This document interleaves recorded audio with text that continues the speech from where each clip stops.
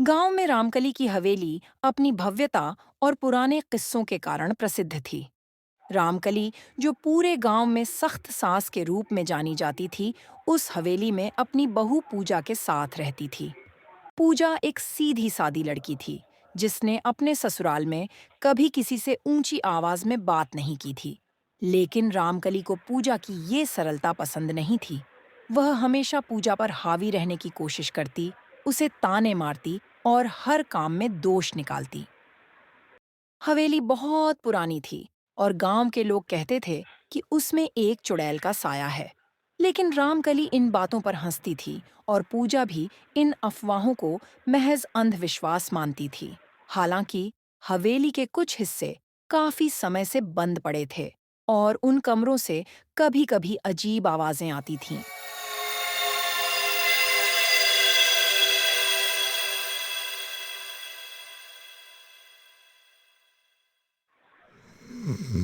एक रात की बात है, जब रामकली और पूजा अकेली हवेली में थीं।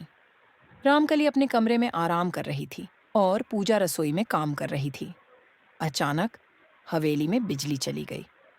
रामकली ने पूजा को आवाज दी।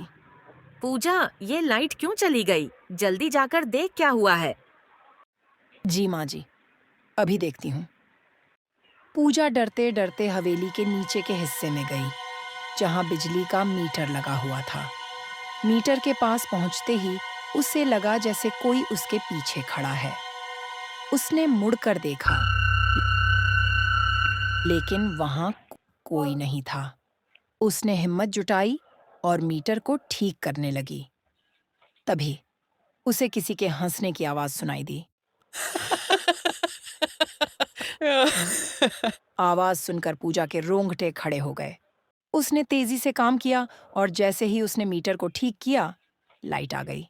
पूजा ने राहत की सांस ली और वापस रसोई की ओर चल पड़ी। लेकिन जैसे ही वह रसोई में पहुंची, उसे वहां का दृश्य देखकर झटका लगा। रसोई का दरवाजा बंद हो गया था और अंदर से तेज हंसी की आवाज आ रही थी। वह दरवाजा खोलने की कोशिश करने लगी, लेकिन दरवाजा नहीं खुला। हंसी की आवाज और तेज होती गई। पूजा का दिल जोर से धड़कने लगा। वह भागकर रामकली के कमरे में गई और घबराते हुए कहा,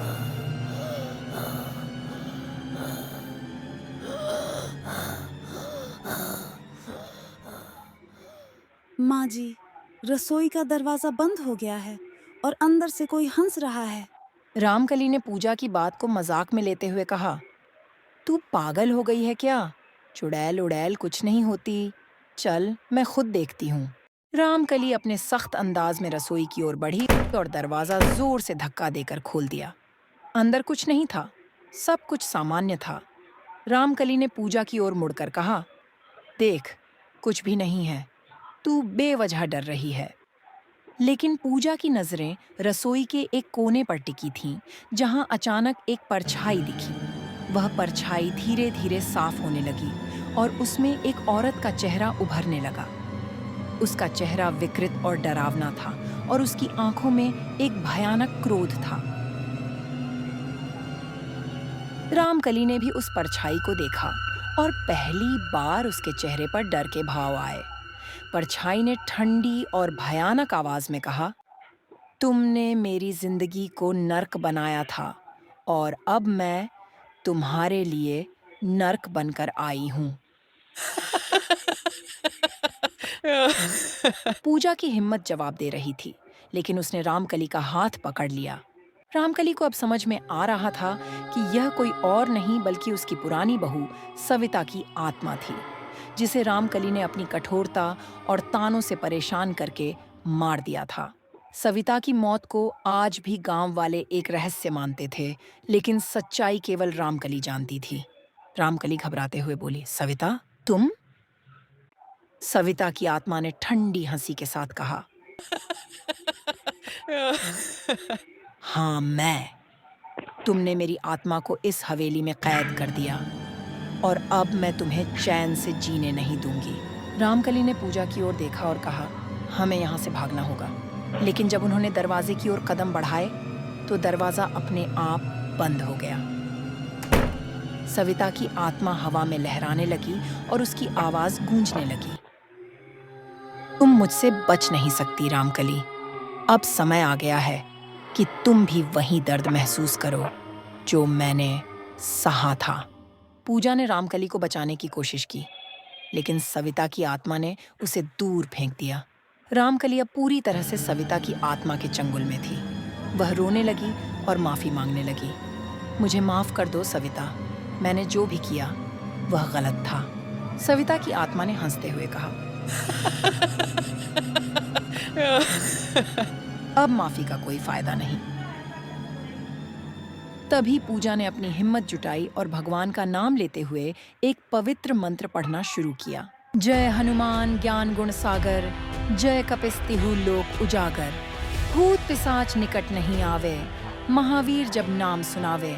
मंत्र सुनते ही सविता की आत्मा थोड़ी कमजोर पड़ने लगी। उसने रामकली को छोड़ दिया और जोर से चीखते हुए कहा, नहीं, यह मुझे रोक नहीं सकता।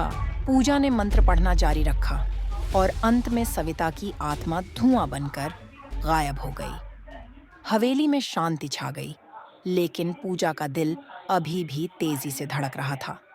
उसने रामकली को सहारा दिया और दोनों बाहर की ओर भागीं।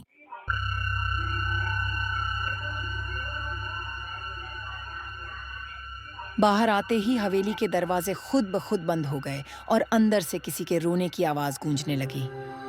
रामकली ने पूजा की ओर देखा और कहा, यह जगह अब हमारे लिए नहीं है, हमें इसे छोड़ देना चाहिए। रामकली और पूजा ने उसी रात गांव छोड़ने का फैसला किया। उन्होंने हवेली को हमेशा के लिए बंद कर दिया और फिर कभी उस जगह नहीं लौटी। लेकिन गांव में लोग अब भी कहते हैं कि उस हवेली में रात को सविता की आत्मा की चीखें गूंजती हैं, जो अपनी अधूरी मुराद पूरी होने का इंतजार कर रही है।